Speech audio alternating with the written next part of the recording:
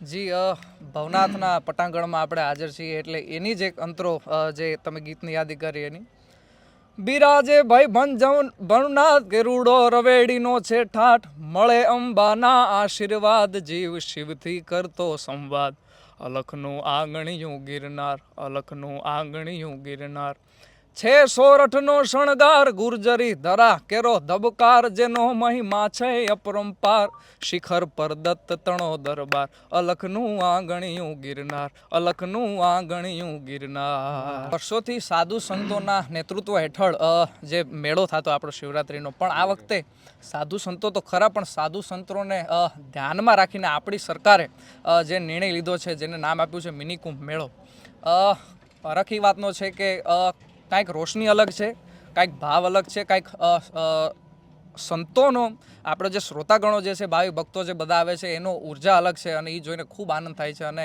સરકારનો ખૂબ આભાર કે આ મેળાને ધ્યાનમાં રાખીને ખૂબ ઉર્જાવાન મેળો બનાવ્યો. शिव की शरण में आजा भोले के शरण में एक बार आजा आजा शिव की शरण में एक बार आजा आजा शिव की शरण में. બોલો સોમનાથ મહાદેવ ભોળિયા કરું તમારી સેવ જટામાં વહે માત ગંગેવ પતિતને પાવન કરતી પાર્વતીના પતિ ઘોડલે રમે ગુણોનો પતિ જાપનિત જપે જતીને સતી આરતી રોજ ઉતરતી. બોલો હર હર હર મહાદેવ ભોળિયા હર હર હર મહાદેવ બોલો હર હર હર મહાદેવ ભોળિયા સોમનાથ મહાદેવ. આયા કલાકારો જે ભજનના ઉતારા કરે છે મારી દૃષ્ટિએ માત્ર ને માત્ર ભજન ગાવા માટે નહીં પણ આટલા સાધુ સંતો આટલા બધા જે ભજનાનંદી આત્માઓ છે કે જે ભજનને સાંભળે છે સારું સાંભળવાવાળા વ્યક્તિઓ છે આટલા બધાની ઉર્જા ભેગી થતી હોય છે અને આ એક ઉર્જા તમને ખાલી 5 દિવસ મળી જાય એટલે તમારા બાકીના 365 દિવસ 360 દિવસની તમને ઉર્જા એવી ને એવી રહે. એટલે આ મેળો ખાસ તો આશીર્વાદ મેળવવાનો છે અને આ ઉર્જા મેળવવાનો છે. એટલે આ મેળામાં કોઈ કલાકાર તરીકે નહીં પણ આશીર્વાદ મેળવવાના ગિરનારની ચેતના માટે આવે છે બધા. જેન્ઝી પબ્લિક છે આપણી ભાષામાં કહીએ તો જેન્ઝી જે પબ્લિક છે એ પણ ધીમે ધીમે હવે ભજન ક્લબિંગ જેવું ચાલુ થઈ ગયું છે ધીમે ધીમે કલ્ચરમાં. પણ આ ક્ષેત્ર એવું છે ગિરનારનું ક્ષેત્ર કે અહીંયા 80 વર્ષનો કોઈ વૃદ્ધ માણસ હોય એ પણ અહીંયા બેસીને ભજન સાંભળે અને 17, 18, 19, 20 વર્ષનો યુવાન હોય એ પણ આ ભજન સાંભળે. બીજું કે અહીંયા એક ઉર્જા એક એવી હોય છે કે તમે કોઈ પણ ઉતારે જાઓ, આજે તમે અહીંયા જયદીપભાઈને ત્યાં છો, કોઈ પણ ઉતારે જાઓ તો તમે કદાચ ત્યાં કલાક 2 કલાક બેસો, તમે ભજન સાંભળો કે ન સાંભળો પણ તમને બેસવાની તો મજા આવશે, એ 100%ની વાત છે.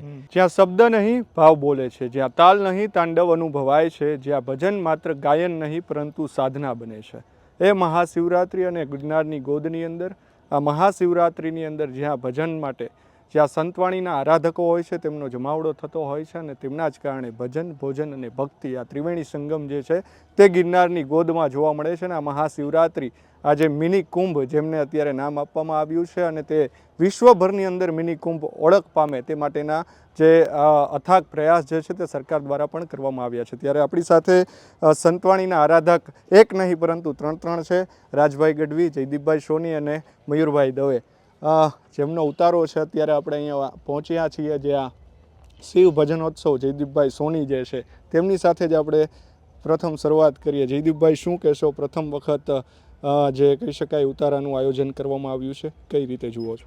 સાહેબ, પહેલાં તો આ બધાની ટીમને ધન્યવાદ ખૂબ ખૂબ. અને આ શિવરાત્રિનો મેળો એટલે કે ભવનાથની અંદર દર વર્ષની જેમ શિવરાત્રિના મેળાની અંદર સાધુ સંતો અને ગિરનારી મહારાજની ખૂબ કૃપાથી અહીંયા હરિહર સંત દર્શન અને ભોજન ત્રિવેણી સંગમનો એક આ મેળો છે. અને એમાં પ્રથમ વખત મેં આ ઉતારાનું એક આયોજન કર્યું છે. અમારા પ્રેરણાધામના લાલજી મહારાજના આશીર્વાદ અને એમની આ જગ્યા એમણે મને ખૂબ આમની અંદર સપોર્ટ કર્યો છે. એટલે હું પ્રથમ વખત આ ઉતારો કરું છું. તો આ સર્વ ધર્મપ્રેમી જનતા, સંતો તેમજ બધા કલાકારો અહીંયા પધારે એવો મારો ભાવ છે. જેવો પહેલાં મને જેમ સહકાર મળ્યો છે એવો જ સહકાર મને મળે એવી અપેક્ષા સાથે મેં આ ઉતારો કર્યો છે. શું કહેશો, કોણ કોણ કલાકારો હાજર રહેશે અને કેવું આયોજન? હવે એમાં તો એવું છે કે આપણે બધાને આમંત્રણ આપીએ છીએ પણ જે લોકોને જે પ્રમાણે ટાઈમ હોય એ પ્રમાણે બધા લગભગ તો બધા કલાકારો અહીંયા આપણી સાથે પ્રેમ છે, નાતો છે, એ લગભગ બધા કલાકારો આપણી ત્યાં આવશે જ. એક શિવ ભજન તમારા મોઢેથી સાંભળવું છે. शिव की शरण में आजा क्या बात. भोले के शरण में एक बार आजा आजा शिव की शरण में एक बार आजा आजा शिव की शरण में. બિલકુલ મયુરભાઈ છે તેમની સાથે વાત કરીશું. મયુરભાઈ, શું કહેશો? મિની કુંભ જેને નામ આપવામાં આવ્યું છે ને એમાં ભજનની મેં આગળ પણ વાત કરી કે જે કલાકારો જે છે તેનો પણ એક મહત્વનો રોલ રહ્યો છે. આ મિની કુંભને હવે કેવી રીતે જુઓ છો? આમ તો હર વર્ષે સાધુ સંતો ખૂબ ભાવથી કલાકારો અને ધર્મપ્રેમી જનતા આ મેળાને ભાવથી ઉજવે છે. પ્રશાસન પણ એટલો જ સપોર્ટ કરે છે.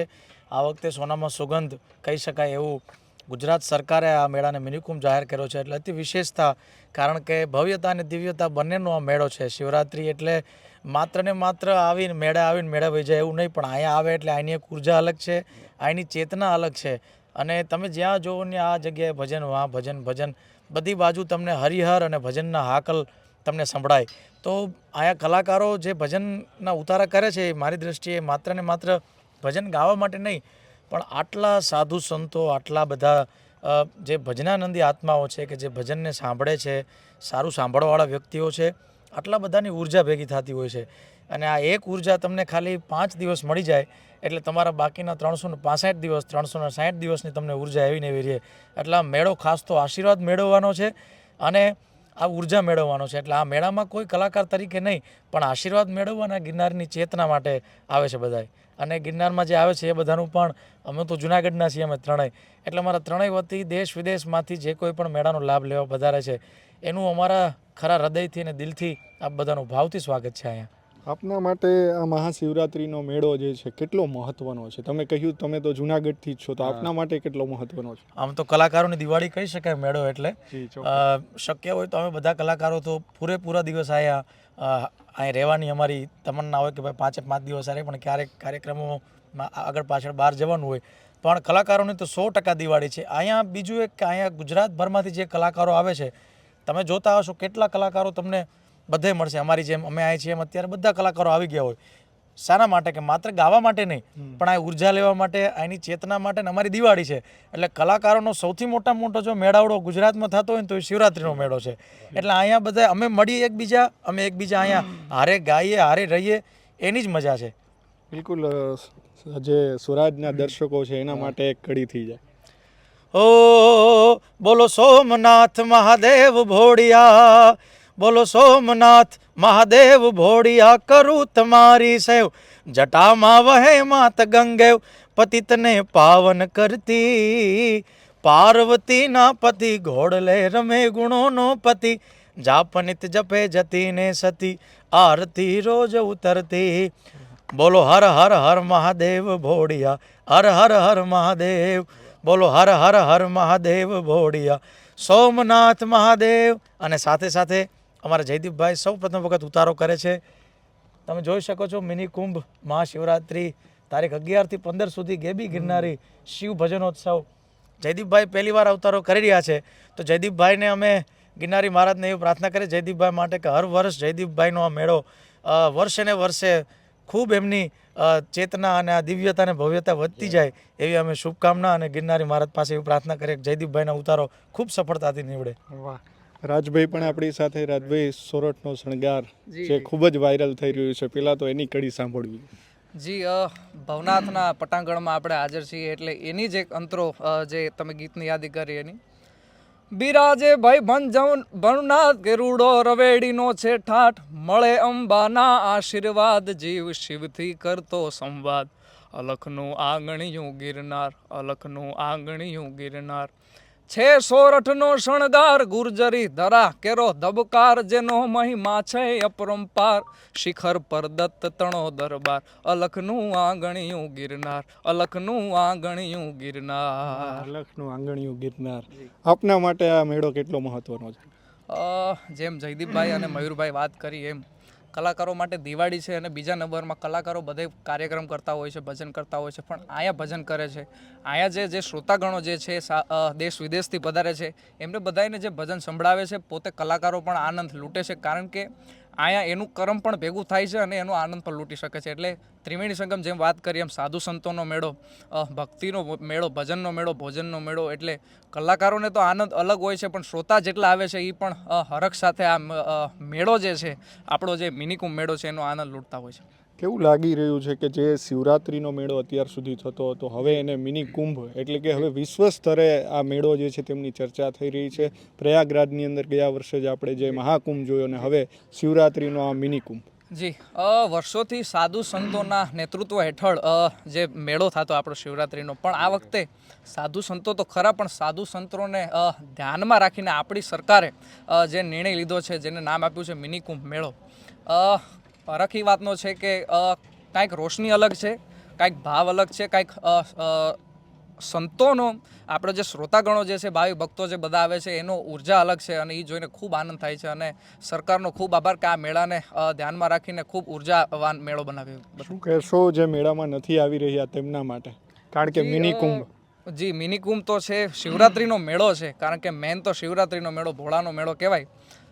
જે નથી આવી શકતા એના માટે વાત એ છે કે ભોળાનાથનું સ્મરણ આ દિવસોમાં કરવું મહત્વનું છે. અને જો ભવનાથમાં આવે છે તો એના માટે જે આ 5 દિવસ છે, 4 દિવસ જે છે, આપણે 11 ફેબ્રુઆરીથી 15 ફેબ્રુઆરી, જેને કહેવાય કે ભાઈ પૂન જે જોતું હોય, કર્મ કમાવવું હોય તો આ ભવનાથમાં એકવાર આવી જવું જરૂરી છે.